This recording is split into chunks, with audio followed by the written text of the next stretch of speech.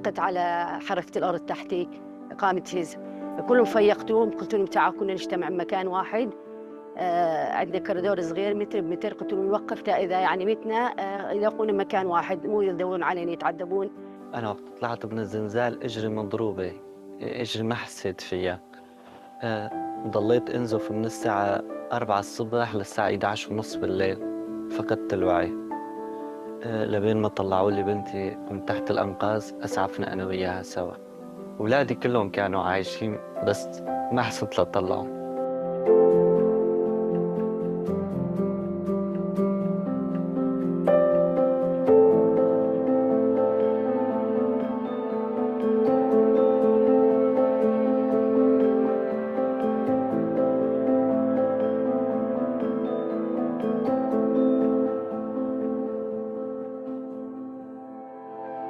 يعني زلزال مخيف لحتى وصلنا جينا لهون. يعني تمينا بيجي اسبوع متشردين، ناس تنام بالجامع، ناس تنام بالهاي، اكل ما في. اهل الخير يساعدوا العالم، يعني لكل العالم مو بس إلنا. يعني في اهل خير، في يعني اكل، بتعرفي انت، وحرامات قليله وكذا. يعني العالم ماتت من البرد حقيقه، يعني ماتت من البرد ومن الجوع ومن التعب. أنا ضليت بالمشفى 20 يوم، وزوجتي ضلت بالمشفى 45 يوم، وفي بنتي هدول توام عندي طلعوها بعد 5 أيام بس ميت.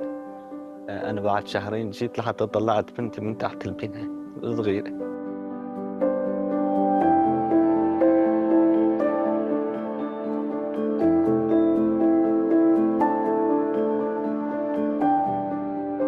أريد بس مكان يحويني، أرتجع على قلبي جوايا، وأبي فوق سقف يحميني. هذا اللي أتمنى، يعني من اللي يقدرون يساعدوني بهذا الموضوع. حياة أفضل، يعني أمان، ندور على أمان. والله أحلامي وأتمنى إنه أطلع على أمريكا أنا وأولادي، ويدرسوا أولادي، ونلاقي لنا هيك يعني حياة كريمة، نحس كإنسان بعد عن جو التوتر، عن جو الكذا. أولادي يدرسوا، يشوفوا حياتهم. يعني أحلامنا يعني نروح يدرسوا، يتعلموا اللغة كتير كويسة، استقرار، أمان، ما نضل عنا خوف. حق لهم كإنسان يعيشوا حياة كريمة، حق لهم للأطفال والزوجة عندي يعيشوا حياة كريمة. يعني شنشطنا كتير لأنه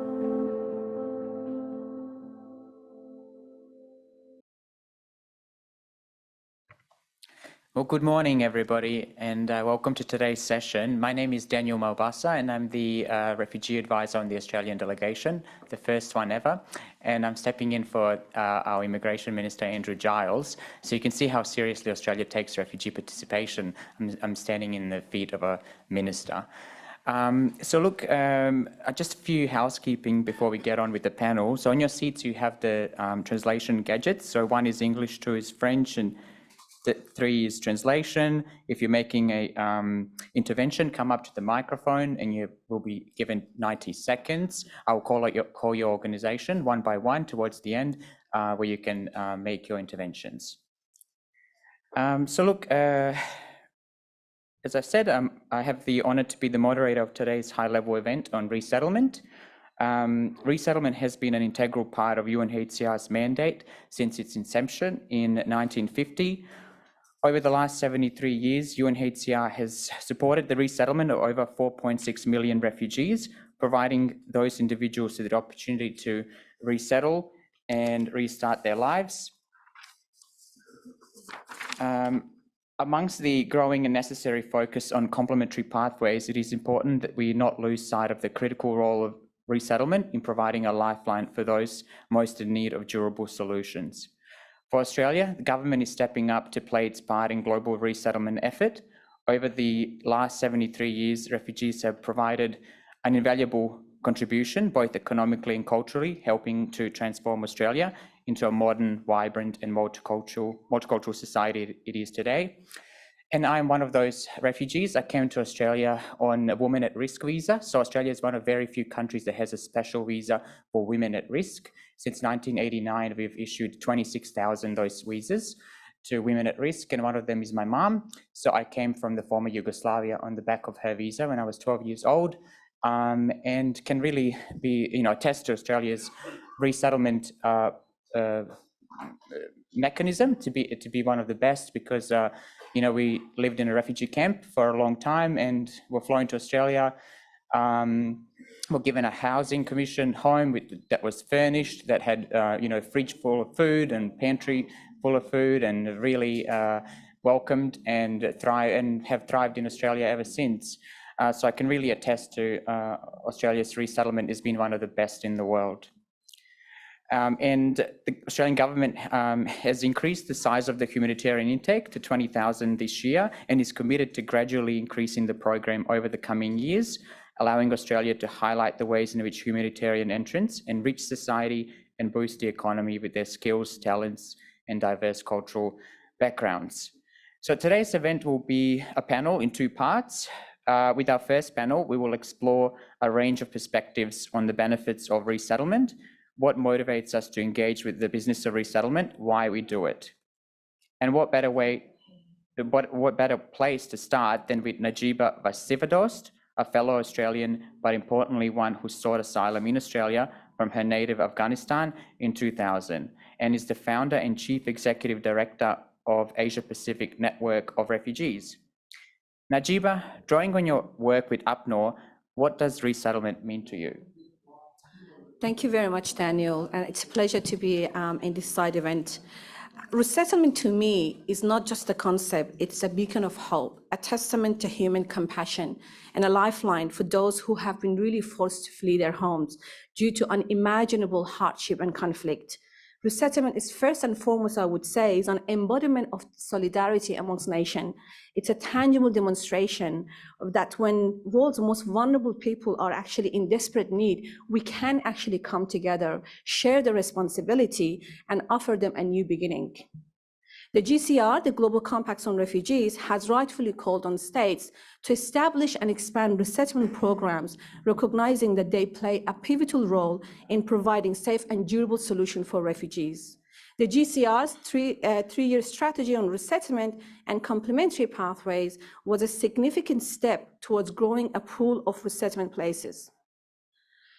And now, the third country solution for refugees, Roadmap 2030, reaffirms our commitment. 1 million refugees accessing resettlement by 2030, I have to say, is not just a target. So this is not just a number. It's a promise to those who have lived or who have endured untold sufferings. It represents, a million stories of hope, resilience over adversity. It embodies the essence of humanity, the power of collective action, and our shared commitment to a more compassionate world. To achieve this goal, we must adapt and strengthen our policies and practices. We need to shift a multi-year resettlement planning to ensure predictability and stability for both refugees, but as well as the receiving countries. Increasing unallocated places for urgent or emergency resettlement can also be a lifeline for those who are facing immediate threats. We must also invest in flexible and responsive processing modalities to streamline both the resettlement process. But I have to say, one crucial element that stands out above all is meaningful refugee participation. And what do I mean by that? It's not just about listening to refugees. It's about valuing their insights and experiences as indispensable contributions to the entire process. When refugees are actively involved in shaping their destinies, when they're actually actively participating and being empowered in resettlement, in post-arrival and integration programs, the journey just becomes much more humane.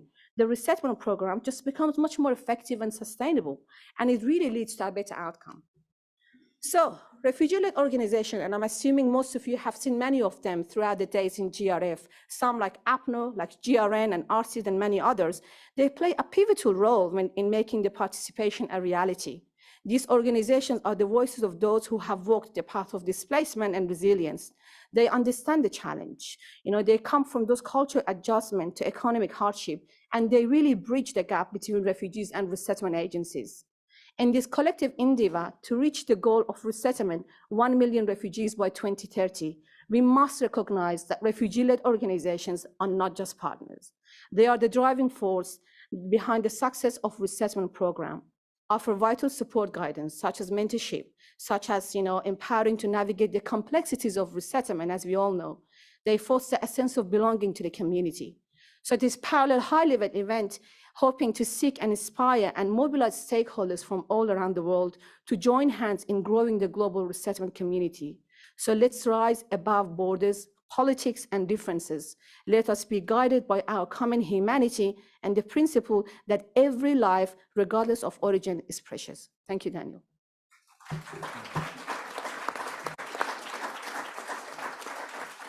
Yeah, thanks very much, Najiba, for that. Now, turning now to the Honourable Mark Miller, the Minister for Immigration, Refugees and Citizenship in Canada.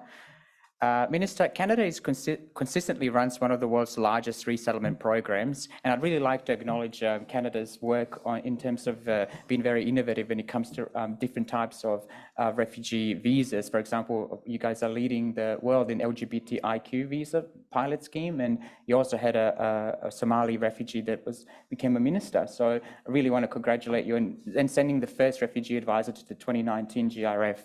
I think that has to be acknowledged. So, Minister Miller, what motivates and drives Canada to do all of this? Well, I think on top of our Canadians demanding that we do it, we're also hard to reach as a country. We've got a couple oceans, a block of ice, and a nuclear superpower to the south of us. So if it's hard to get to Canada, but I would also say we don't only have one minister that has the refugee experience and refugee skills, but we have 5 or 6 in cabinet. We've lost count, or at least I have, and they all bring their talents to the highest levels of government. And that isn't limited to the private sphere, it's in the public sphere as well. So this is about building a country that was built on immigration, and it's something that we need to continue. I won't deny that there are wins, as all of you face, that tend to blame immigrants, refugees generally. Canada is not immune to that, but the way that we see things is that Canadians generally accept that regular pathways to welcome refugees is the right thing to do, and they've demanded that we do it. We're well over a month ahead of our goal, which we reached in November, of welcoming 40,000 Afghans. We will surpass that. It was never a ceiling, but about our commitments that we made to people there that helped us when we got involved in Afghanistan. And it's something that we're quite proud of.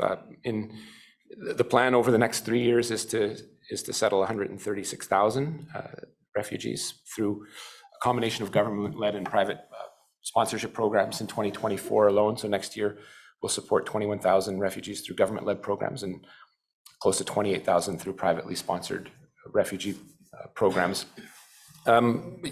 These are obviously, the UNHCR is key to this. But to your point, where you asked about the people that are targeted for oppression, including human rights defenders and members of the LGBTQI plus community, these are dedicated streams that we look in innovative ways to welcome to Canada, to contribute to Canada, to flee the oppression that they're facing. Je dirais, puis je vais maintenant parler en français. Ces routes encouragent les Canadiens à soutenir les réfugiés de la communauté LGBTQ, ainsi que les défendeurs des droits humains, des droits de la personne. Juste avant le remaniement ministériel qui m'a amené à être ministre de l'immigration, nous avons notamment doublé l'enveloppe pour les défendeurs des droits de la personne d'une enveloppe, somme toute, assez modique de 250 personnes à 500 personnes des défendeurs de droits humains qui sont évidemment ciblés à travers le monde pour leur défense de leurs droits les plus fondamentaux et leurs droits les plus humains. Alors c'est quelque chose que nous sommes très fiers de faire, mais il faut, je pense que quand on parle de la réinstallation et des pays qui ont les mesures et les capacités sociales, économiques d'accueillir les réfugiés, que nous n'en faisons pas assez comme pays à travers le monde. C'est le constat, je pense, qu'il faut retenir de cette conférence. Ce qui veut dire qu'il reste du travail à faire. Je pense que c'est loin du Canada de faire des leçons à des pays qui n'ont pas les frontières naturelles que nous avons, mais il reste qu'il y a des exemples concrets à travers le monde de ce qui marche et évidemment de ce qui ne marche pas. Et je pense la meilleure façon d'avoir le buy-in, ce qui n'est pas évidemment un mot français, des communautés que nous représentons comme politiciens, c'est de faire les choses d'une façon ordonnée, dans la mesure du possible, évidemment, dans le contexte de gens qui fuient la guerre et l'oppression. I thank you for your words. I saw the 30-second sign, and I think I'm a few seconds ahead. Thank you.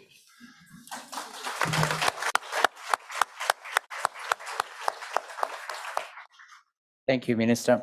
It is important to realize that resettlement is not just a purview of large resettlement states. Smaller, reliable resettlement programs are incredibly important for the UNHCR, collectively representing 20% of global resettlement. We are very pleased to have Kjetil Velve, Norway's State Secretary for Labour and Inclusion, with us today. State Secretary, what motivates Norway to be a resettlement state? Thank you, and it's an honor to be here. I would say that the forum is taking the global community several steps further in our plight to tackle solutions for refugees. I'm happy to share with you the perspectives from Norway on the question that you just asked, Daniel. Norway is a resettlement country in a smaller scale than what Mr. Miller just presented. Norway has had a regular resettlement program since the 80s. However, we started resettling refugees on an ad hoc basis already in the 50s. Resettlement is a part of Norway's humanitarian efforts. We see resettlement as an important way of solidarity, both with refugees and host states. The need for global resettlement places is bigger than ever. It is therefore vital to continue to support resettlement of refugees. This event and the multi-stakeholder pledge on resettlement is timely. Norway sees resettlement as a safe and orderly way of assisting persons in need of international protection. Looking at Norway's national resettlement efforts to achieve successful resettlement, we need to promote and succeed with integration. The integration efforts in our own country intend to promote and strengthen integration policies, aiming to increase labor market participation and increase participation in social life and society in general for refugees and immigrants in Norway. Participation and representation also are important so that refugees are met with the same expectations and given the same opportunities as everyone else in the society. Norway has well-established structures for enhanced participation, amongst others through financial support to civil society in this regard. We have invited a refugee representative, Mr. Siad Taha, to participate in the official Norwegian delegation to the Global Refugee Forum this year. And inclusion is a necessity not only for the individual refugee, but for sustainable society built on trust, cohesion, and opportunities for all. I would just end by saying that we also have submitted pledges to the end. Thank you.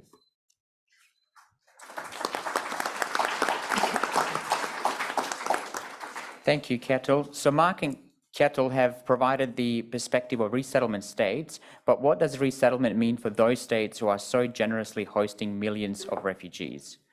Resettlement will only ever represent a solution for a small percentage of those who are displaced. So why is resettlement important for a refugee hosting state? To answer that question, I would like to turn now to Şenol Uzun, Director General of International Protection, Presidency of Migration Management for the Government of Turkey. Thank you, Mr. Daniel. Dear participants, as you all know, there are more than 3.5 million foreigners under protection in Turkey. As you all know again, for more than a decade, Turkey has been the country hosting the largest number of refugees in the world. In this respect, Turkey has been making great efforts to fulfill its responsibilities under international law and national legislation. Turkey's efforts are also appreciated by the international community. Foreigners under protection in Turkey have access to a wide range of rights and public services, including education, healthcare, access to labor market, and social aids. For a country hosting millions of foreigners, this creates significant pressure on the public services and public expenditure. Therefore, supporting host countries and international responsibility sharing are crucial to solving the global refugee crisis. Esteemed participants, on February 6, a major earthquake, maybe the disaster of the century, affected 11 provinces in Turkey. We hereby would like to express our gratitude once again to the international community for their solidarity during these hard times. 1.7 million refugees were living in the earthquake region. As you can imagine, the earthquake further increased the vulnerability of foreigners under protection. Before the earthquake, more than 500,000 persons with special needs were identified in the 11 affected provinces. There is no doubt that after the disaster, new special needs situations have emerged and the number has increased even more. UNHCR's 2024 Global Resettlement Needs Report states that Turkey needs to resettle approximately 400,000 refugees. As we all know, the core motivation of the Global Refugee Compact is the mobilization of international community and international burden sharing to ensure access to durable solutions for foreigners under protection. Supporting source and host countries to this end is a key component of the agreement. As a requirement of international burden sharing, resettlement opportunities should be developed, diversified, and equal opportunities should be ensured. Why more resettlement is needed for Turkey? Turkey has borne a huge burden for more than 12 years, and burden sharing with host countries is a requirement of international responsibility. The earthquake has increased the vulnerability of foreigners under protection in Turkey, and resettlement is needed more than before. It's important to increase both the number of resettlement countries and resettlement quotas to contribute to the solution. In addition to resettlement, complementary pathways to resettlement should be developed. As Turkey, we pledge that we will further improve our protection system to ensure that the most vulnerable foreigners have access to resettlement and complementary pathways. We will continue to enhance our cooperation with the UNHCR in resettlement process. We will also engage the UNHCR as our main partner in access to complementary pathways. We will improve referral and exit procedures for identified cases in order to accelerate resettlement process. Turkey will continue to be open to negotiation and cooperation with all our stakeholders. I'd like to conclude by stating that we strongly believe that we can make a significant contribution to the solution of the global refugee crisis if we work in cooperation on a rational and legal basis. I thank you all for listening to me patiently.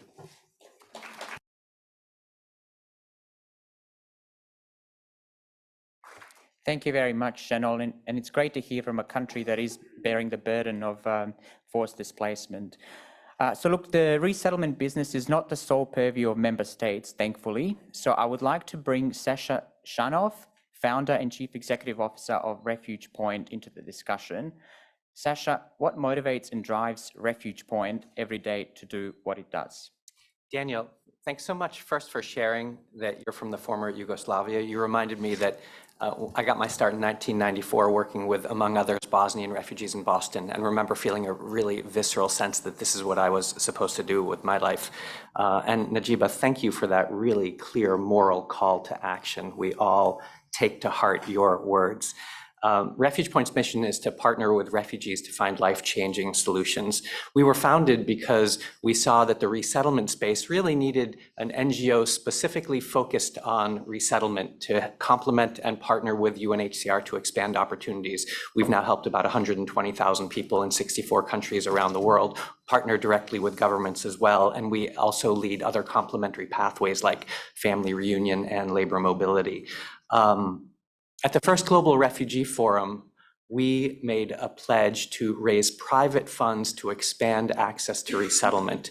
And we were able, in collaboration with UNHCR, to do that and significantly expand access to resettlement. And this year, our pledge redoubles our commitment to expanding access to resettlement.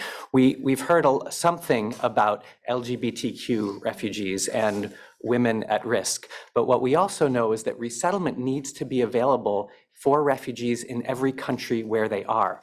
When that's not the case, we find that people often risk their lives to try to get to those countries to access resettlement. So we are committed to expanding access to resettlement everywhere around the world so that it's equitable and so that people who are at most risk do have access to it. We're also committed to meaningful refugee participation, and Refuge Point does that in a number of ways. Through our board leadership, we just established a board in Canada that has a majority of refugees, including 2 who came through our labor mobility program. And we have an accountability and oversight committee in Nairobi, where we have a flagship program that gives us input, advice, and guidance about how to do our work. I also just wanted to share something here personally about why this is important. And I know I'm speaking to the choir here, but today, we're seeing some really dangerous cross currents in the world in terms of dramatically increasing forced migration and at the same time increasing xenophobia and isolationism. I think resettlement in some way can be not a panacea, but address these. We've seen in Canada how Canadian society, people there have sponsored refugees, and when that happens, it changes hearts and minds. In the US now, there's about to be announced the new or expanded Welcome Corps, which enables Americans to sponsor refugees. And what we've seen in the US is that people across political and religious divides, conservatives, liberals, Democrats, and Republicans, when they have an opportunity to welcome and support refugees, they are both eager to do that, but it also inspires them to do more. So there's something here about enabling people to engage in this firsthand that is so effective. I know that firsthand myself. When I was in Kakuma camp working with a group known as the Sudanese Lost Boys and Girls as they were resettling to the US over 20 years ago, this was a group that you may know of unaccompanied minors and orphan children that the US brought in. I was a cultural orientation instructor with IOM at the time, and I remember thinking that these young adults aren't going to have a community like they have here in Kakuma, even though this is not the place that they should stay. So I wrote down my phone number, my parents' phone number on the chalkboard and said, if you need help, call my parents. And a lot of them, my parents' phone started ringing off the hook night and day, and they started engaging with those who were arriving in Boston where we lived, where they lived at that time. And now 23 years later, they have many of those young adults that they call family. They're at our Christmas table, our Passover table, and my siblings and I joke that they don't even remember us anymore. But that's not unique, it's not even special. What we found across the country is that when people do this work personally, it speaks to their heart. It opens up the best values that we hold as human beings. And so I would just encourage all of us to get out there, to enable other people to engage in this work so that we can expand these opportunities for more and more people. Thank you.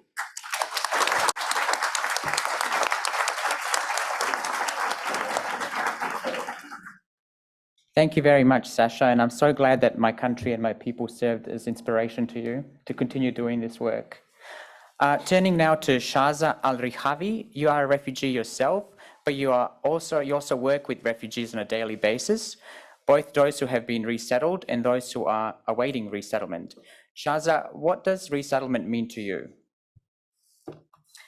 Thank you for having me today, and I think it's so hard to talk after all of these insightful statements, and I thought they already cover a lot. So I will try not to be repetitive, but I will say resettlement is not just moving physically from space to another. Resettlement is giving the opportunity for dignity lives, if we can say, where people can start their lives in a way where they can have education, where they can have a labor market equal opportunities, where they can freely fulfill their rights and their human rights, if we can say. So I will try here also to again emphasize on the issue of the AGD and specific groups.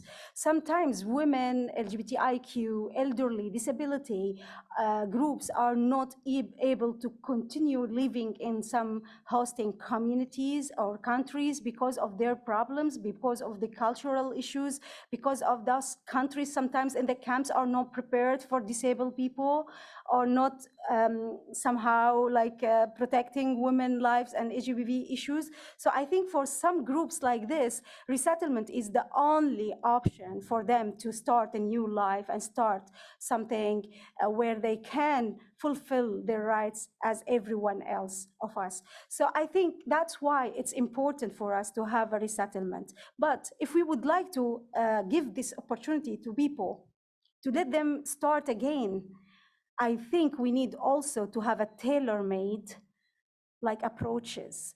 It's just not bringing someone with a lot of hopes, a lot of wishes.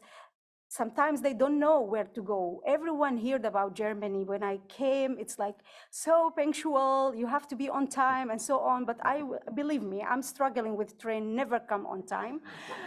The reality is something totally different. So what I will try to say here, I think we need to let them know what they will face.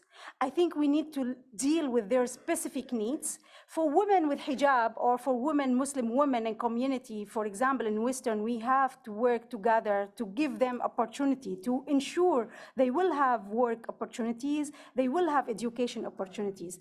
Elderly, if we will resettle elderly, I think we need to think about language barriers, how they need to be assisted, how we can let them integrated in the community, and for disabled people, how they can ask for rights. So that's all is really important to ensure that resettlement is working this right way that it should be. And I here call for everyone to work together. It's not about giving opportunities and that's it. So we need to think about everyone.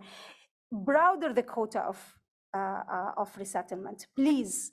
I know there is some program, Safe Pathways, coming up to help by filling the gap, but still there is families with head household, but also they are suffer. And those people, I know I used to work with UNHCR before, and I know their opportunity sometimes is a little bit like comparing to others. So I think also we need to a little bit broaden our work in the resettlement and also give people more chances, elderly women or whatever, to have a new life, because some program of the pathways like work, education is already excluding a lot of people, and here what we need to also think about if we are talking about resettlement. Thank you.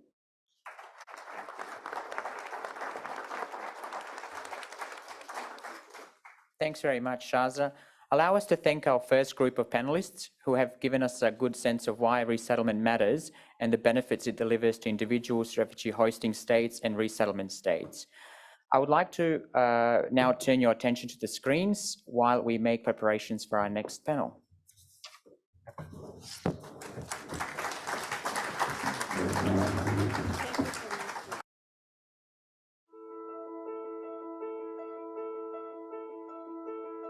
Coming to the US, I never spoke a word in English. Now I am able to not just speak that language, but also to teach that language. I remember when my parents came and told my brothers and I that we had to leave, and it still is one of the hardest things I've ever done in my life.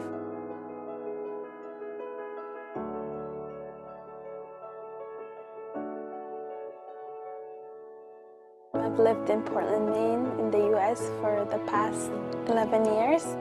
When I first came here, I felt like a stranger, but I had such amazing teachers and mentors that kept me going, and I was able to graduate from high school, graduate college, and now in graduate school. I give back to the community of Portland.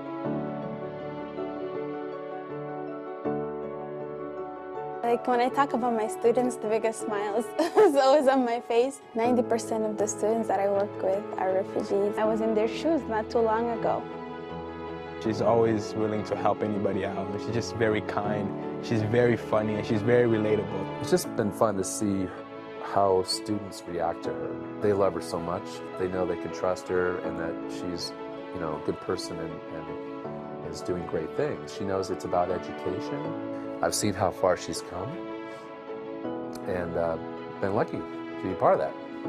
I try to do things to make it better for the next generation because someone did that for me.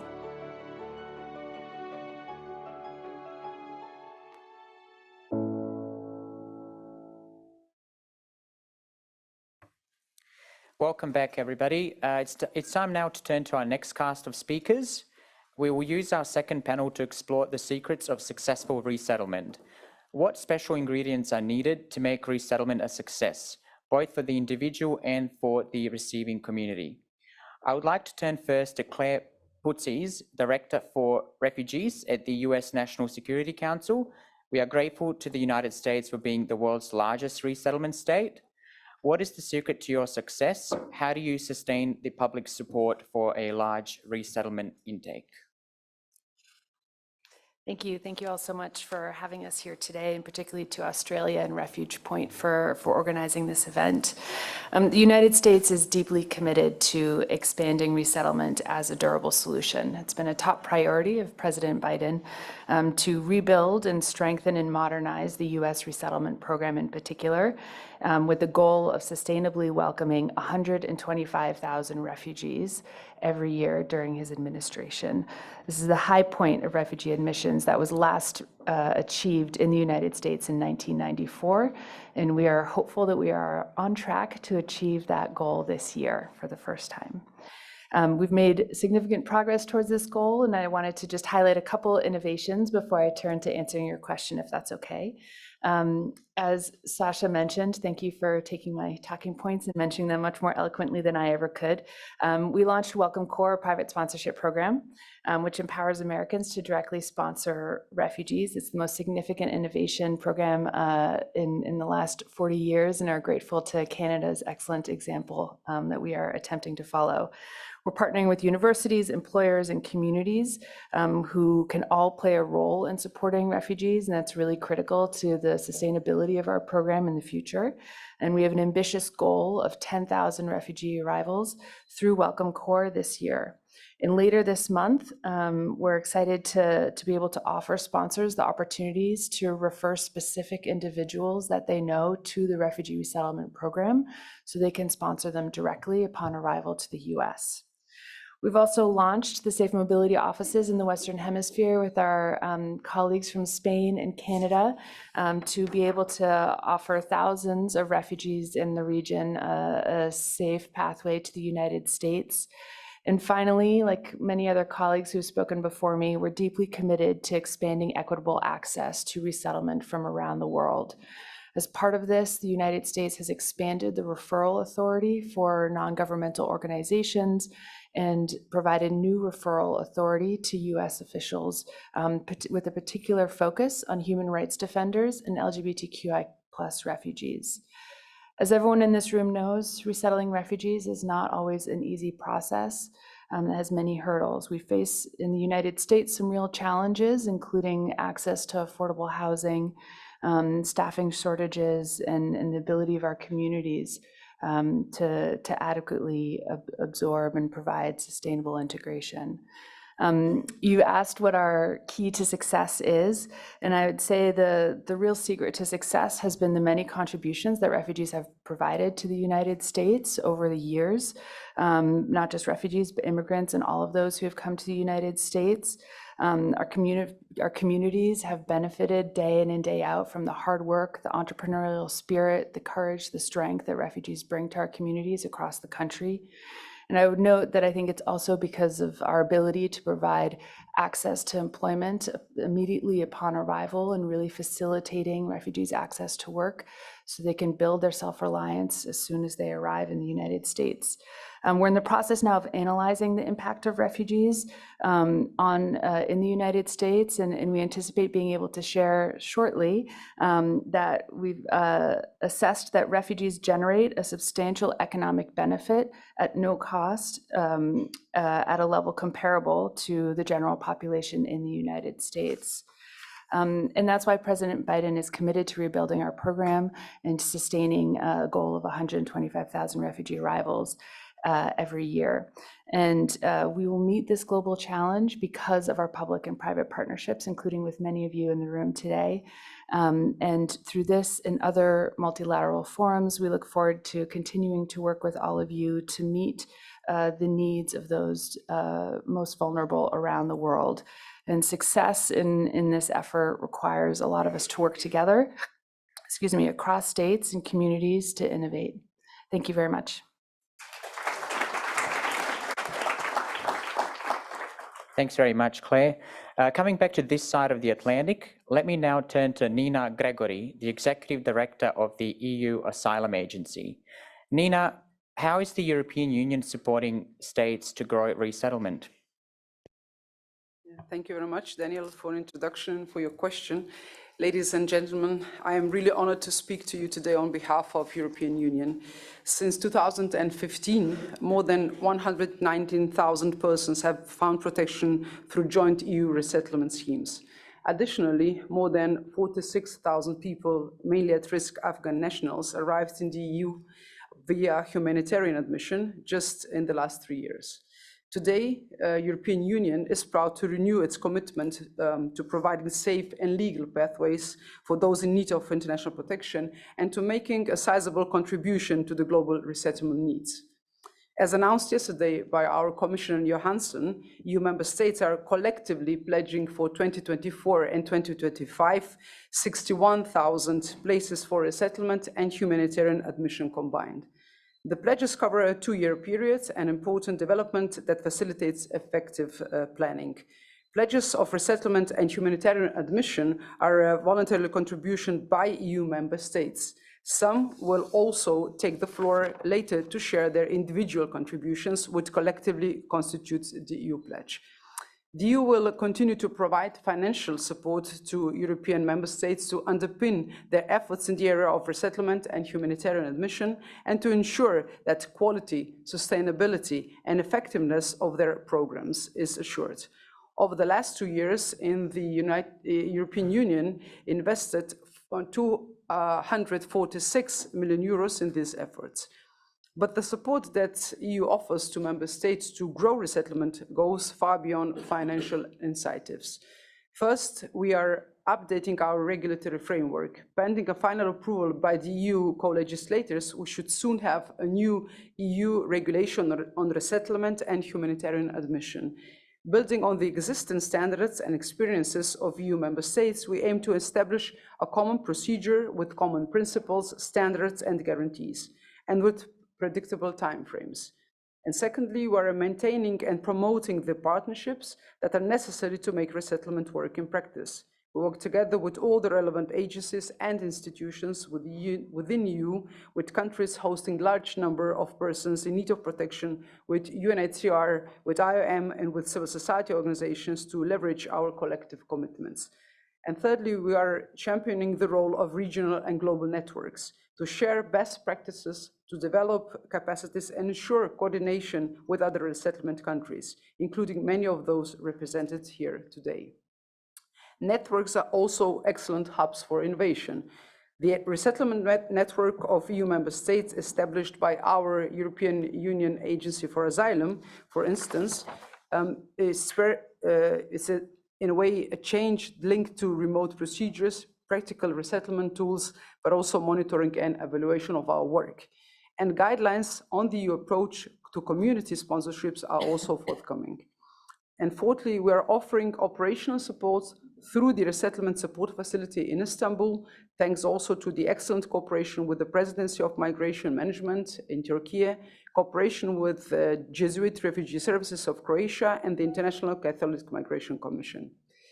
This facility, operated by our agency since 2021, offers a comprehensive range of services to all member states of European Union resettling from Turkey, from accommodation to interpretation to information provisions. The ambition is to take care of almost all the logistic challenges linked to selection or orientation missions, and there are quite a lot of them, and to benefit, of course, both the refugees, but also the hosting countries.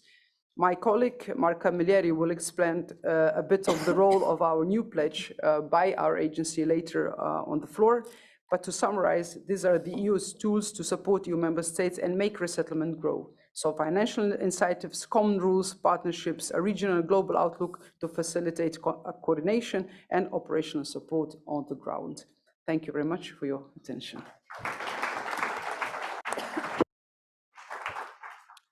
Thank you, Nina. As I noted during the first panel, resettlement is thankfully not the sole purview of member states. Rather, a multitude of actors are needed to render it a success. In Australia, we have a well-developed settlement sector with committed service providers that support the process of resettling refugees.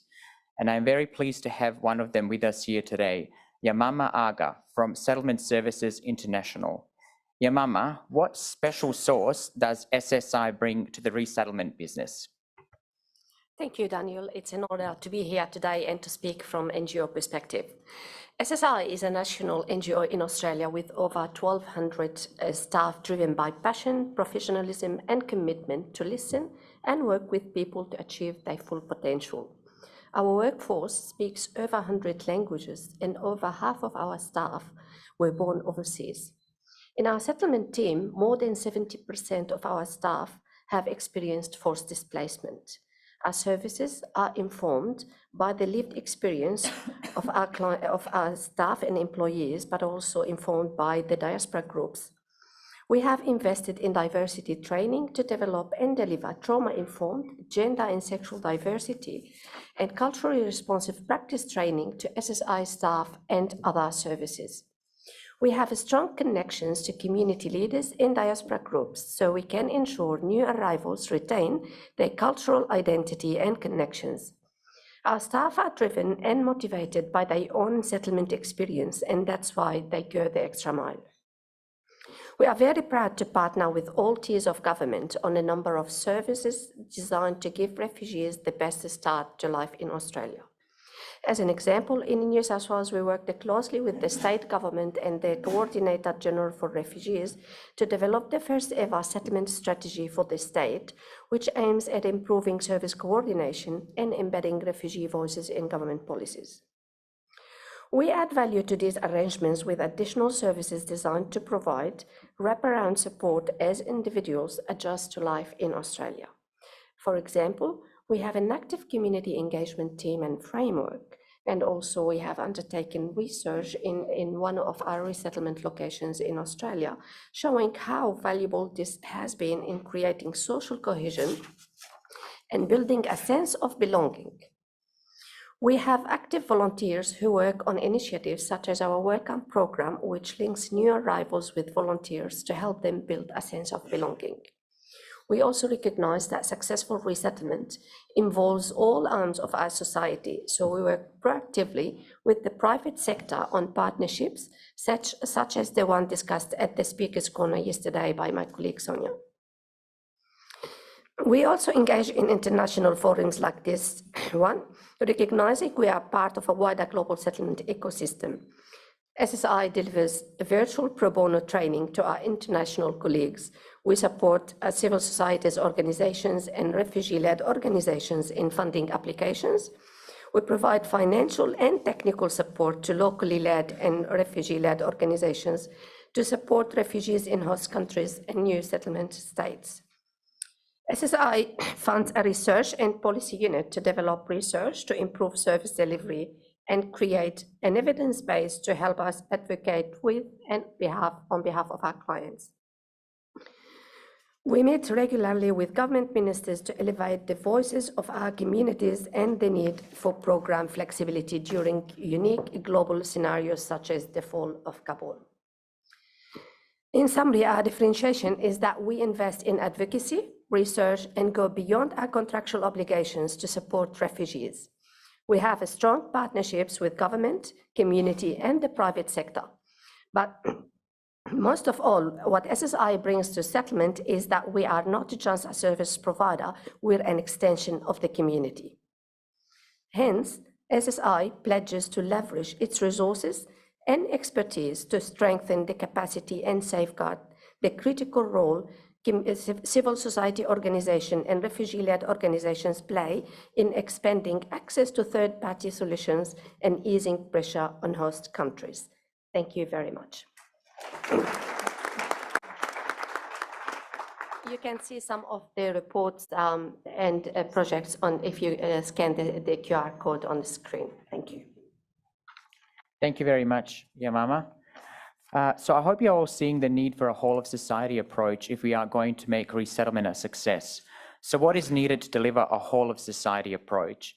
To answer that question, I would like to turn to Ayad Jabari, a member of UNHCR's Refugee Advisory Group from Argentina. Through his role in Fundación Amal Argentina NGO, he has worked to facilitate refugee integration in the country along with UNHCR, IOM, and Amnesty International. Ayad, in your experience, what is needed to deliver a whole of society approach to promote positive resettlement outcomes? Well, good morning, everybody, and thank you so much. Well, first of all, allow me a brief introduction. My name is Ayad Jabari, a previous Syrian refugee and currently a proud Argentinian citizen. I was relocated to Argentina in 2017, and it's an experience that has been changing my life every single day. And thanks to that, I'm here with you today. So I must say I haven't prepared a speech, but I will try to reflect on the experience from my own point of view. I think a positive outcome goes right back to the beginning of the process, right? I mean, when it comes to resettlement, there must be a smooth resettlement process right from the beginning. For example, refugees should know how long it will take for them to be resettled. Not exactly, but maybe a logical waiting time, let's say. Also, authorities should take into consideration the travel documents restrictions and also interviews procedures, especially for those who are persecuted by states, you know. So sometimes you are called to an interview and you are unable to go, or sometimes you are you have to wait for too long. In my experience, I was lucky enough because my whole waiting time was for 6 months. I think it was really a smooth experience, and I was able to get my visa and arrive in 6 months to Argentina. Also, I think refugees should be prepared, I mean, for the welcoming country in terms of language and culture. And I think here, we could engage refugees who are already in the destination country to help, whether through language courses or being in contact with prospective refugees to prepare them both culturally and linguistically, also psychologically at times for what they are expecting. I believe that community should also be prepared and should also be, should also receive an orientation when it comes to receiving refugees. I mean, here I must point out that Argentinians are an example of a very positive community when it comes to reception. I mean, not for a single day have I felt like a stranger in Argentina, even before I got my citizenship and my permanent residence. But I think with more tools, with more, orientation, that would even make it easier for societies or for communities to receive a refugee. And also, an important thing is refugee engagement, right? Because we usually look at refugees as passive recipients of help, okay? So we just resettled them and they are now happy and the story ends, but it's actually more than that. Refugees should be engaged in decision-making and in helping other prospective refugees in influencing, procedures, right? And I think this is a great example of how effective, this practice is. I have 30 seconds left, so I just take the chance to, call for Argentina's newly elected government to also continue this role of Argentina being a host country. And thank you so much.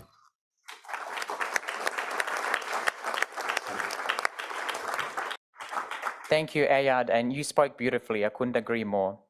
Next, I would like to bring in Teddy Yallow, Executive Director of the Refugee Dream Center in Rhode Island, and a resettled refugee, a former refugee from the Gambia. Teddy, you have your own experience of resettlement, but you also help resettle refugees on a daily basis. In your experience as a professional in settlement support and service provision for refugees, what do you consider to be the essential ingredients to achieve the best resettlement outcomes for refugees and communities? Thank you. Thank you so much. I would like to say I am so honored to be in front of all these champions who are the rights of refugees. In order to have the best achievement, resettlement outcome for refugees and communities requires a holistic approach, addressing their diverse needs, while fostering inclusivity, respect, and understanding among all stakeholders. What we need to understand, especially in the United States, is that refugees cannot be self-sufficient within 90 days. I came to Rhode Island as a refugee myself in 2009. All I had was my IOM bag when I get out of that airport. But it is only in America also that you can be anything. You can come up with your IOM bag, and at the end of the day, you can be your dream. But these are the things that we need to learn and understand. Refugees need long-term support and follow-ups, and that means the continuation of support beyond the initial arrival, and access to essential services such as housing, healthcare, language, and employment opportunities. And cultural essential services such as also service providers should possess culture, sensitivity, and understanding of the unique needs and backgrounds of refugees. Community engagement and integration. We should have programs that facilitate interaction, culture, exchange, understanding between refugees and locals, help build cohesive and supportive environment.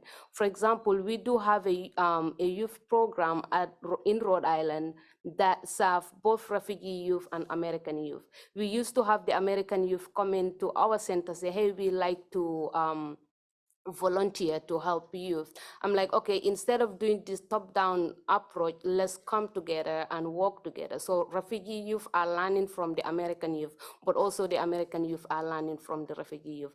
That I think is amazing. And then we also have a women's group. These are very important programs. American women are matched with refugee women, and they learn so much. So for example, you don't have to go to Afghanistan to learn the Afghani best dicks. You can learn it actually at the center. I always joke with that. And also what we need to not forget is psychosocial support and mental health services. These are not structures that are placed in. Resettlement agencies should be well equipped. We should have mental health clinics because refugees, I will say 90% of every refugee went through trauma before being resettled in any state. We need to have mental health systems that are set for refugees, that are helping refugees, and that understands actually how to serve refugees. And these are not in place. So I would like to say the UNHCR and also some whoever is involved in the resettlement program should definitely help refugee-led organizations to help them with funding, to help them with their work and promote the work that they do. At the Refugee Dream Center, we are the only non-profit in Rhode Island that helps refugees resettle, and it is just amazing the work that we do every year. So thank you so much.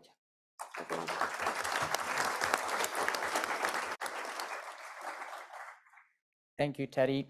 And to close out this second panel, I would like to now turn to a fellow Antipodean, Paula Santa Cruz, the refugee advisor on the New Zealand delegation to the GRF.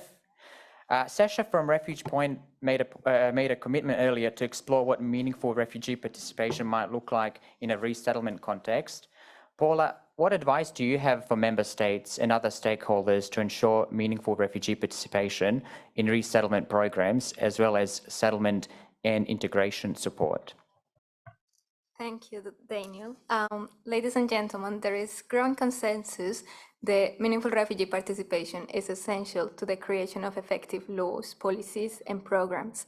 But what is meaningful refugee participation? Meaningful refugee participation happens in a wide variety of ways. It can include when refugees have substantial and sustained access to influence decision-making spaces that affect them. In a resettlement context, this can include influencing resettlement programs from design to implementation. Including a wide range of perspectives is crucial to creating far-reaching policy, and ignoring the subjectivity of refugee voices can result in silencing unique lived experiences which could otherwise meaningfully contribute to better outcomes. Inviting refugees to share their stories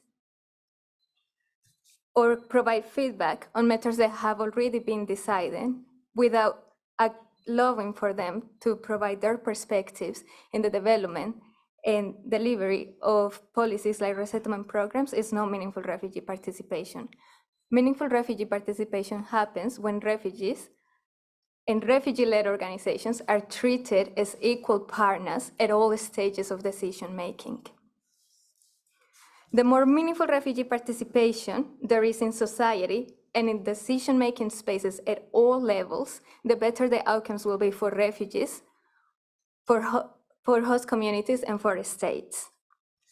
Refugees have contributed to New Zealand changing its policy for better.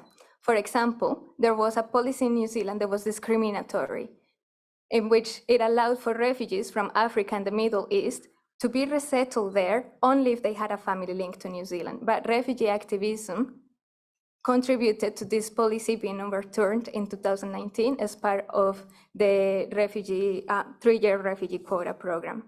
But more than activism is required. States should, for example, institutionalize meaningful refugee participation. Recently, the New Zealand government supported the establishment of the New Zealand Refugee Advisory Panel.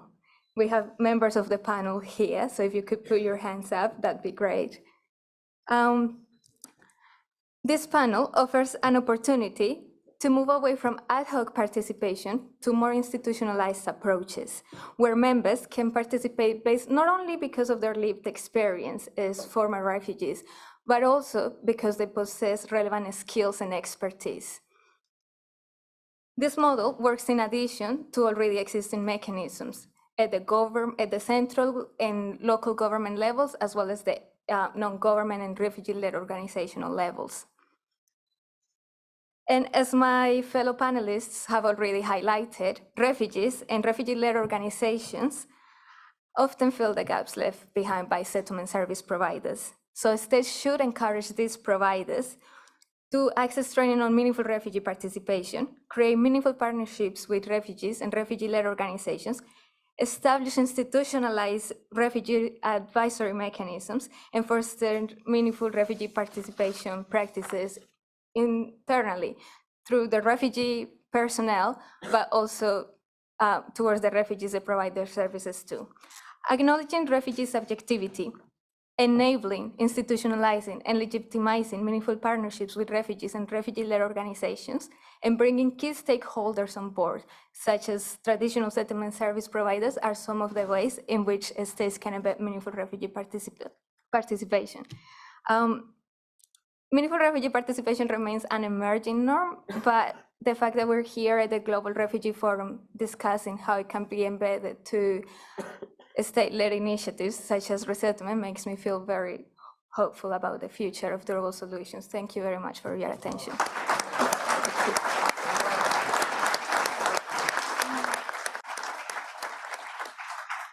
Thank you, Paula, and I fully support and adopt your submissions. That's beautifully said.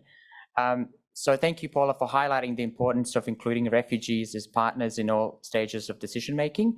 That brings to a close panel 2. Please join me in thanking all of the speakers who have helped us paint a picture of what is needed to make resettlement a success.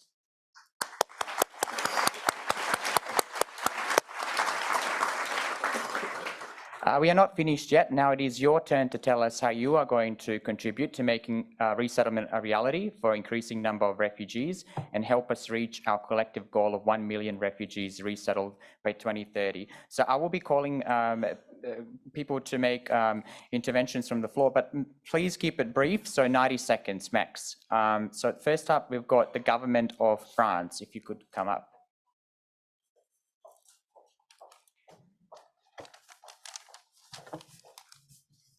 Bonjour à toutes et tous.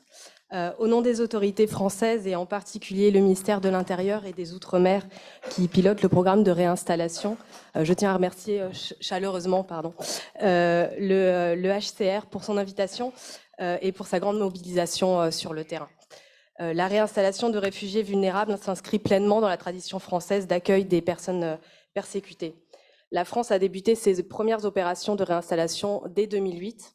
Mais c'est à partir de 2014, dans le contexte de la crise syrienne, que nos opérations ont pris une plus grande ampleur avec le précieux soutien de la Commission européenne. Ainsi, à ce jour et depuis 2008, plus de 23 000 réfugiés ont pu rejoindre la France au titre de la réinstallation. Forte de ces résultats et déterminée à soutenir l'effort de solidarité internationale envers les réfugiés les plus vulnérables, la France réinstallera 3 000 réfugiés en 2024 et à nouveau 3 000 réfugiés en 2025. Nos opérations seront déployées à nouveau au Proche et Moyen-Orient, en Afrique subsaharienne et devraient bénéficier notamment à des réfugiés soudanais, centrafricains, syriens, congolais de République démocratique du Congo et des évacués de Libye, sous réserve évidemment des nécessités de nous adapter à l'évolution de la situation internationale. Dans le cadre de notre initiative avec elle, comme annoncé par Madame la ministre de l'Europe et des Affaires étrangères, nos efforts se porteront particulièrement sur la réinstallation des femmes et des filles réfugiées, et notamment 300 femmes afghanes et leurs familles l'année prochaine. Yes. 10 seconds. En parallèle, la France restera mobilisée en faveur du développement de ces voies d'accès complémentaires que sont les couloirs humanitaires et les couloirs universitaires. Je vous remercie. Thank you. The Refugee Council of the USA. Good afternoon. My name is John Slocum. I'm the Executive Director of Refugee Council USA, or RCUSA, which is an umbrella association of 39 refugee-serving organizations, NGOs in the United States. I'm pleased to announce RCUSA's contribution to the multi-stakeholder pledge on resettlement, which has 4 elements. First, RCUSA pledges to promote the creation of a group of refugee councils, that is, national NGO umbrella associations in resettlement countries, as an information sharing and networking platform, networking and advocacy platform. Second, through widespread mobilization of the RCUSA coalition, we pledge to advocate with the U.S. executive branch for the United States to defend refugee protections and to expand and strengthen its resettlement program, including through a steady increase in the annual ceiling for refugee admissions to the United States, and also to advocate with the U.S. Congress for adequate funding and permanent protection of the program, and to support private sponsorship as one important means of expanding resettlement capacity. Third, along with RCUSA member organizations, we pledge to organize 4 annual Advocacy Days events to bring former refugees to Washington, D.C. for meetings with congressional offices to advocate for the expansion of equitable, needs-based access to resettlement. And fourth, we pledge to promote leadership training opportunities for those with lived experience of forced displacement, and thereby help increase the proportion of RCUSA's member organizations that are led by individuals with lived experience of forced displacement. Thank you. Thank you. Rainbow Railroad.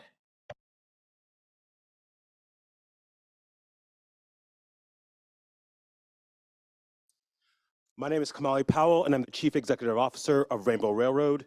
We are an international NGO supporting LGBTQI+ refugees and persons seeking persecution, of persons fleeing persecution and violence in a global context where there are 63 states that criminalize same-sex intimacy. Rainbow Railroad has directly assisted nearly 1,500 LGBTQI+ persons escape violence and resettle in multiple countries, and assisted over 7,500 LGBTQI+ persons at risk around the world. We support all efforts to expand refugee resettlement pathways and have made several pledges in this space. In solidarity with 64 civil society organizations and counting, we call on states to create more dedicated pathways and programs to help LGBTQI+ persons who are at risk of persecution. We believe that leveraging the expertise of LGBTQI+ civil society is key to assessing and identifying at-risk persons in need of durable solutions. Through a direct partnership with the Government of Canada, we pledge to refer at least 1,000 at-risk LGBTQI+ persons for resettlement as government-assisted refugees. In partnership with the United States, we pledge to facilitate the resettlement of LGBTQI+ persons through Welcome Corps. And beyond our own direct referral partnerships, with the support of the UK government, we pledge to launch an international LGBTQI+ forced displacement initiative to find solutions for LGBTQI+ persons impacted by the global migration crisis. We must also recognize that the commitments of states in addressing LGBT+ persons in this forum, we must also acknowledge that the displacement of queer people remains broadly invisible in the Global Refugee Forum, the Global Compact, and the global asylum system at large. Outside of ongoing geopolitical crises, war, famine, climate, the criminalization of same-sex intimacy and the willingness of states to persecute LGBTQI+ persons is a real force of displacement, which requires acknowledgement, not just in this room, but outside these walls, and leadership from UN, HCR, and member states. Thank you. Thank you, Kamali. The Refugee Council of Australia. Thank you, Daniel. I'm Paul Power. I'm the CEO of the Refugee Council of Australia. We're very well aware that governments don't expand and support resettlement alone, that community support and public advocacy is critically important. So with that in mind, we're working with 11 organisations so far, and it's a coalition that we will build to pledge to advocate and mobilise community support for the Australian government to achieve its undated ambition to expand the annual refugee and humanitarian program to 27,000 places per year.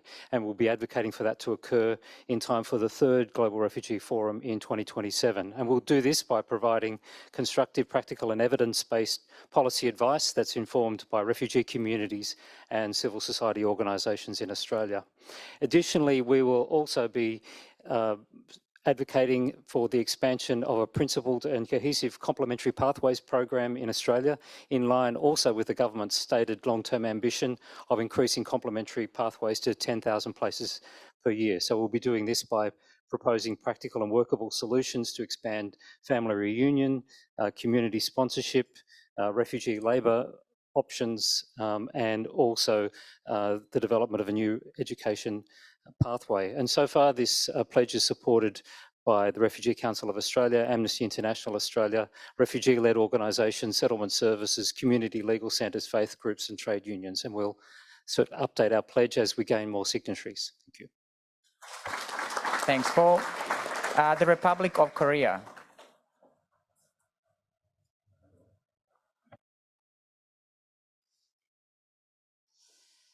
I'm Jin Kyung-ho in Refugee Policy Department of the Ministry of Justice.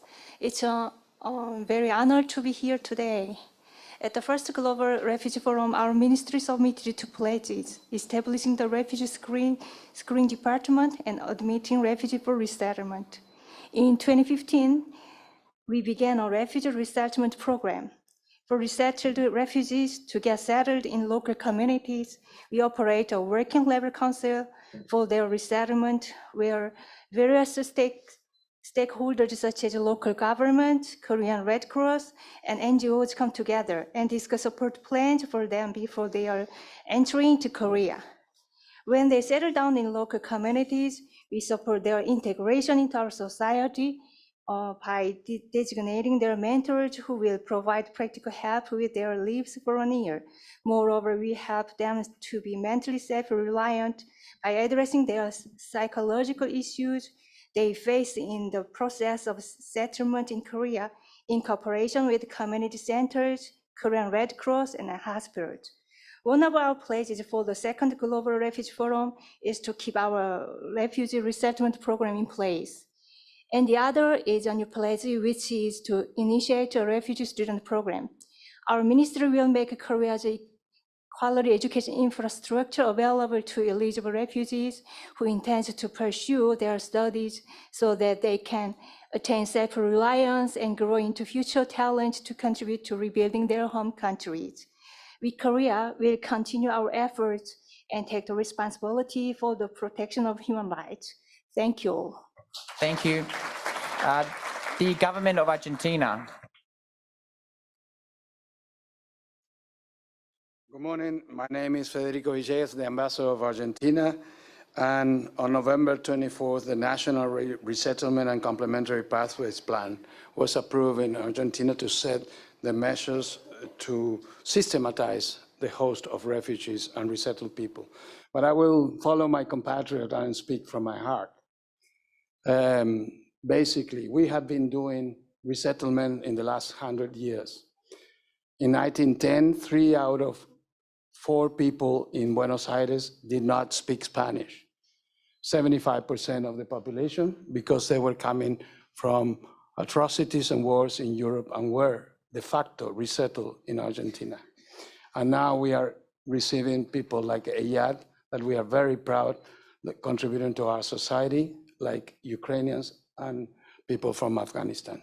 So my pledge, in addition to the institutional measures that we are settling, is to continue having in our social tissue the generosity to have more Eyads in the future. Thank you. Thank you. The Amnesty International Australia. Good afternoon, ladies and gentlemen. My name is Zaki Haidari. I am the refugee rights campaigner at Amnesty International Australia. I am a Hazara refugee from Afghanistan. After more 10 years of separation, this year, Australia helped me to reunite with my family. I stand here today representing Amnesty International, and I'm very proud as a refugee and as a boat person to make this pledge for life-saving, durable solution for refugees.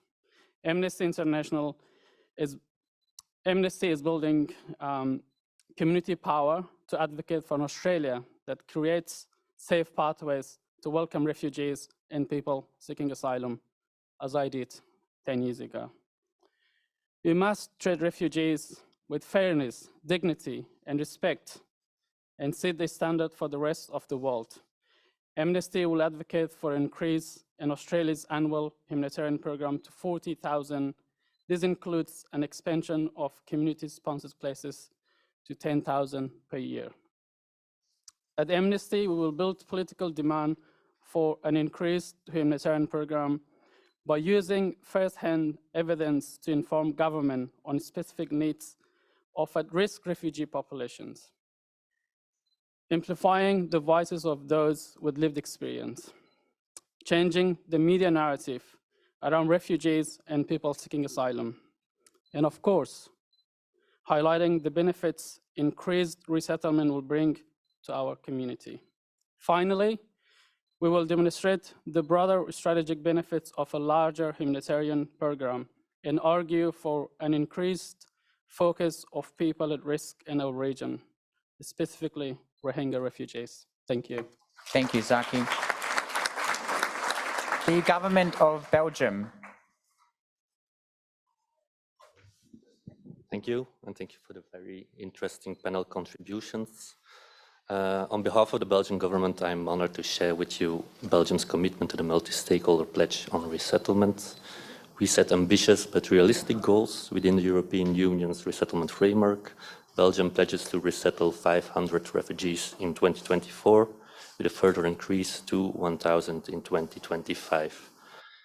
Belgium's commitment is not merely numerical. We're dedicated to enhancing the predictability and effectiveness of our resettlement program, adopting a forward-looking approach that embraces flexibility, especially in emergency situations.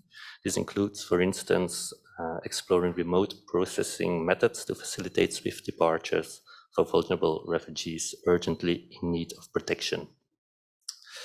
Housing is key. That is why Belgium, through its partners and with the active participation of refugees, will invest further in outreach to organizations and local governments to provide housing, as well as to promote community sponsorship. We also recently opened a reception center exclusively intended for the reception of resettled refugees. This will give us the opportunity to develop innovative support measures specifically tailored to the needs of the refugee populations. So in short, Belgium's pledge on resettlement reflects our commitment to the principles of the Global Compact on Refugees and the desire to contribute to global efforts in providing safe and legal pathways for those in need. Thank you. Thank you. The European Union Agency of Asylum.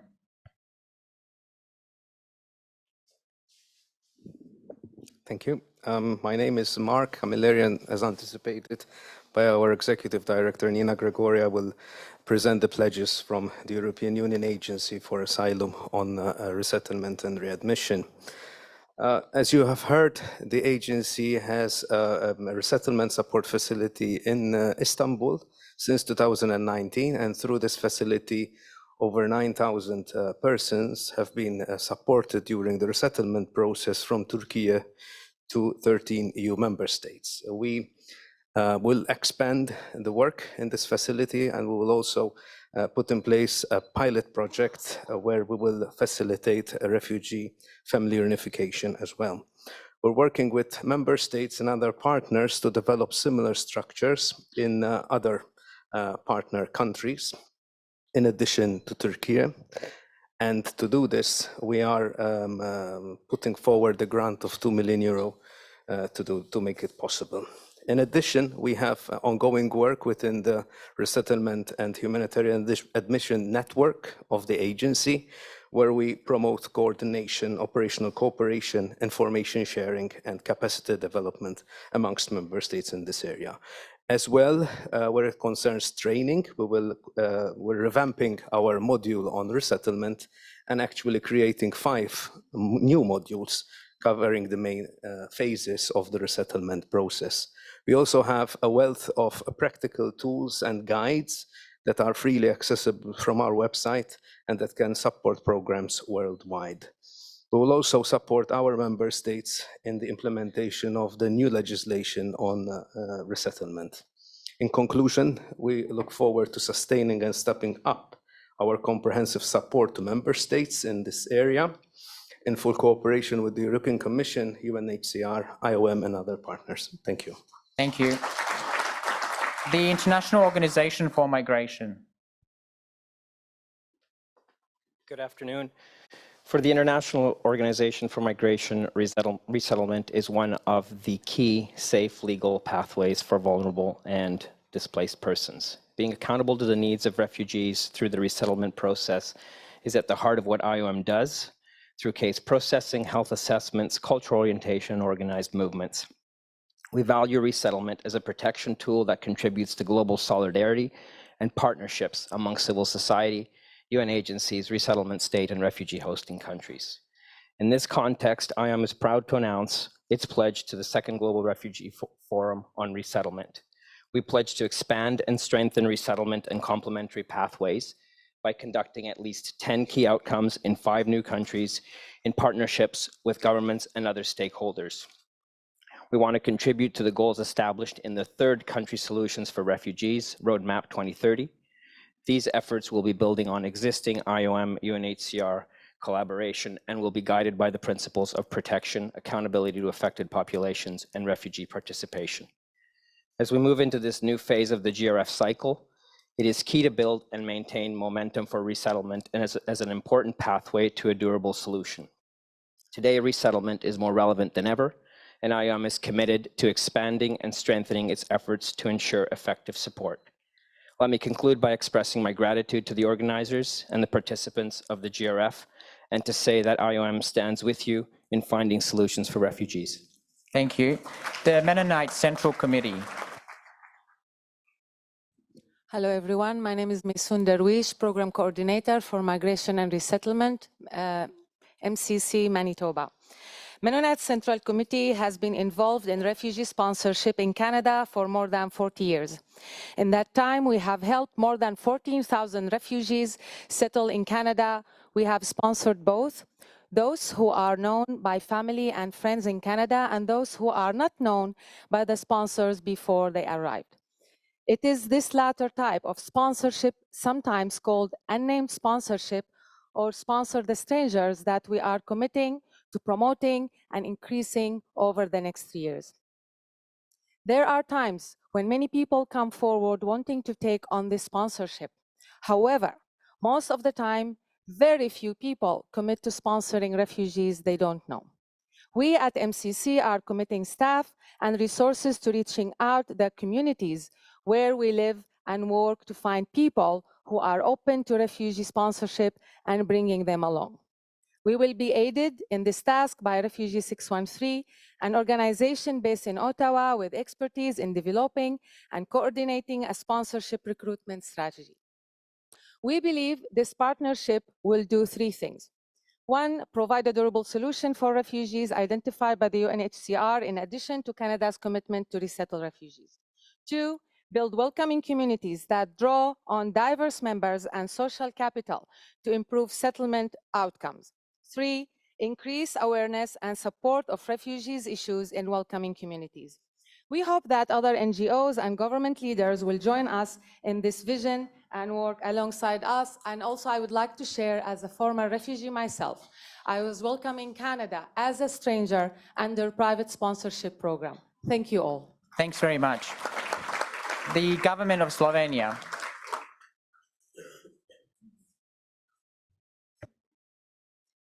Ladies and gentlemen, in December 22, the government of Slovenia adopted a decision to accept 50 Syrian and Afghan nationals from Turkey.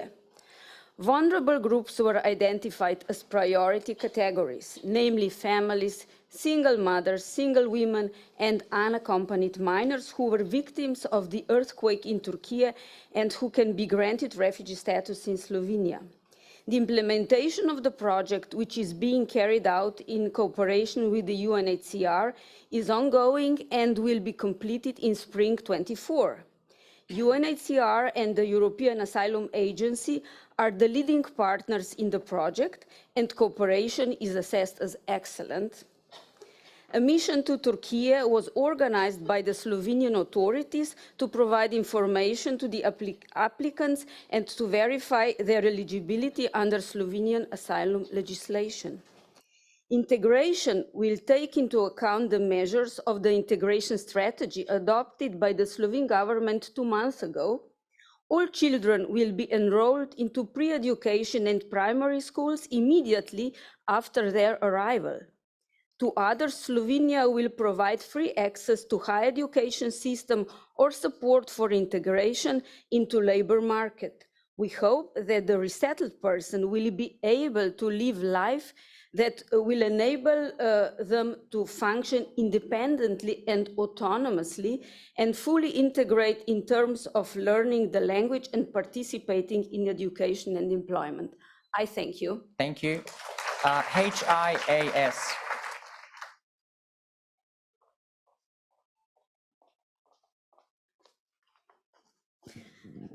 Good afternoon. HIAS is proud of its 120-year history as a refugee agency that was founded by people with a lived experience of forced displacement in order to rescue Jews suffering persecution.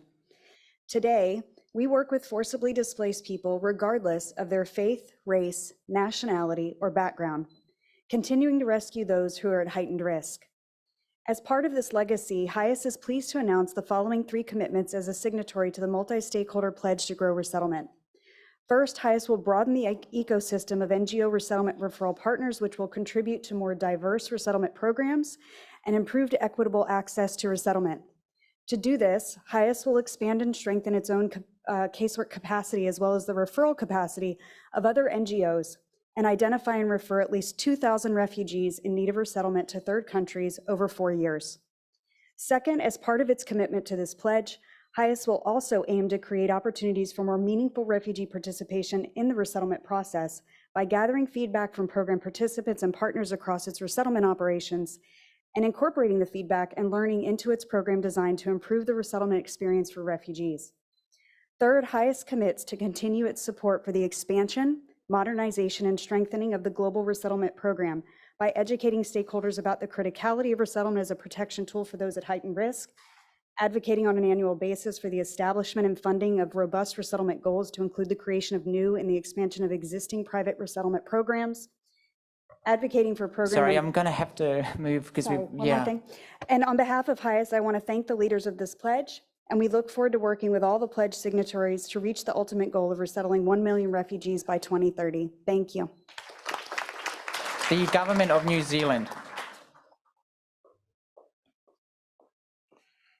Good morning. My name is Fiona Whiteridge and I'm here representing the Government of New Zealand. And I'm proud to announce that New Zealand is pledging to support evidence-informed approachments to resettlement policy, strategies and programming through the collection of additional refugee data, including data on age, gender, sexual orientation, disability and other diversity considerations where possible. The pledge will be delivered through the collection of refugee data from new sources and review of existing data sources to measure former refugees' progress towards new settlement outcomes of the New Zealand Refugee Settlement Strategy. This is part of our commitment to joining the multi-stakeholder pledges on resettlement and on economic inclusion and social protection. Any changes to refugee policy, strategies and programming will benefit from a more refined understanding of former refugee populations, and we look forward to focusing on the data and evidence to support this. Thank you very much. And now for the final word, it is my distinct privilege to call on Gillian Triggs, Assistant High Commissioner for Protection at UNHCR, to make some closing remarks.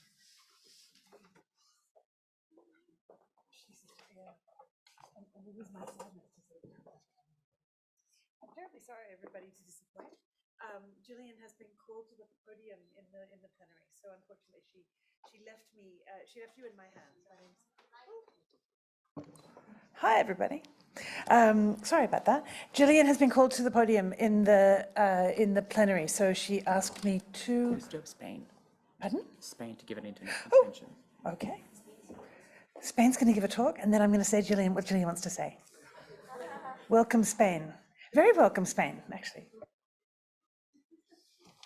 Thank you very much. I was thinking that maybe I was not going to be able to speak to you, and I'm very glad that I am able. My name is Dolores Rios. I am from Spain, and I wanted to say that Spain is absolutely committed to resettlement. We have done a program since 2011. We have resettled up to 5,000 refugees in Spain, and for these next coming years, we plan to resettle at least 1,200 refugees per year. So far, we have been resettling Syrians from Lebanon, Turkey, and Jordan. This year, we have started with, after the earthquake in Turkey, to resettle Syrians from Turkey. And this 2023, we started with a program in Central America to resettle Nicaraguans from Costa Rica. This is something new. We expect that to grow. We are in a program with Canada and the United States with the Safe Mobility Offices. And we are going also to start a new program on labor mobility that we plan to resettle refugees with a labor contract. That way, we hope to scale up our commitment to resettle more refugees, because if not, we do really not have the means to resettle more people, and we want to start new pathways. That is our commitment. And with that, we expect to resettle 2,000 refugees up to 2027 at least, and contributing with the private sector. This year also, the new thing in Spain is that we joined the network of Resettlement Diplomacy Network with 7 other countries, and we are planning to do things to upscale our resettlement program, and also to contribute and to be able to work together to coordinate our efforts to resettle people in major crises. We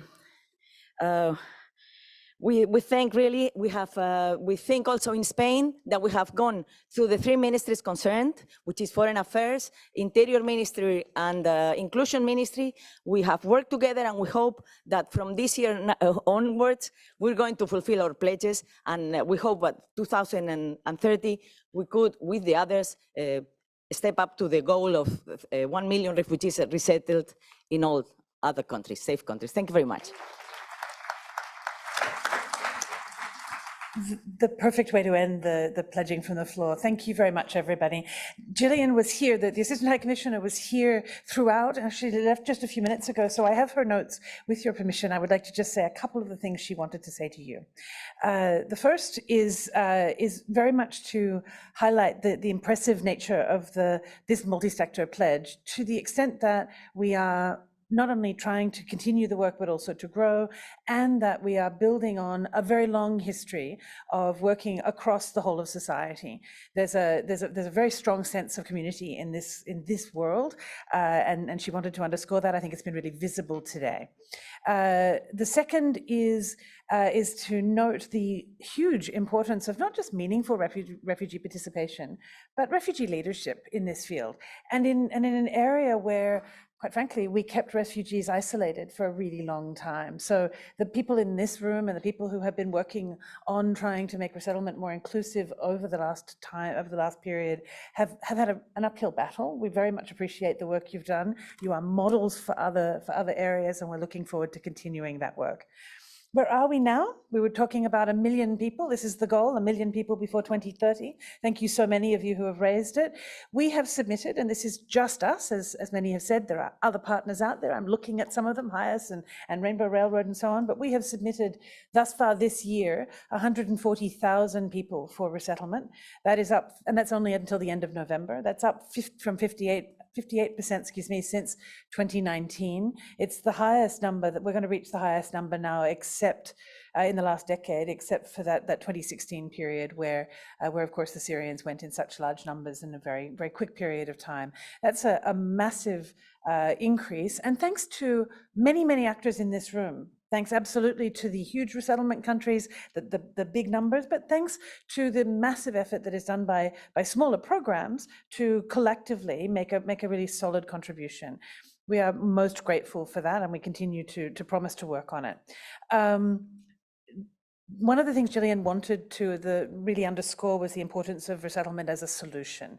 It offers people an end to refugee status within a visible period of time. It gives people the opportunity to make choices about their own lives and the lives of their families that really no other option that we've got on the table can do in the sorts of, even with the fact that the numbers are relatively speaking small as compared to the wider refugee population. And we wanted to really underscore the fact that it's particularly important as not only a strategic tool, but also a protection tool, that there are populations that are facing more and more challenges. We've heard about LGBTQI groups. We've got religious minorities, ethnic minorities, groups human rights defenders that desperately need a portal to somewhere that is safe so as to be able to live their lives in dignity, and resettlement can offer that. But we need lots of actors at the table. We recognize that no resettlement program can do it all. There is no one size fits all for resettlement, that the different actors around this room are bringing what they have to the table and are offering options that are going to be crucial for the individuals we're seeking to serve. We need everybody to stay the course and to work with us and to make sure that they dig into what they're best at. We've heard some of that already today, and we're really wanting to take forward that whole of society approach. Finally, we heard an appeal from one of the most important refugee countries in the world. I'm looking out at Turkey. We heard very much the importance of responsibility sharing, the importance of solidarity that resettlement can bring an important ingredient towards. That regardless of the size, resettlement can produce a tangible demonstration of solidarity and responsibility sharing, and that we really need to make sure that continues. So with that, with the thanks of the Assistant High Commissioner and UNHCR, but also I think thanks between us all, we look forward to working with you going forward for the next years.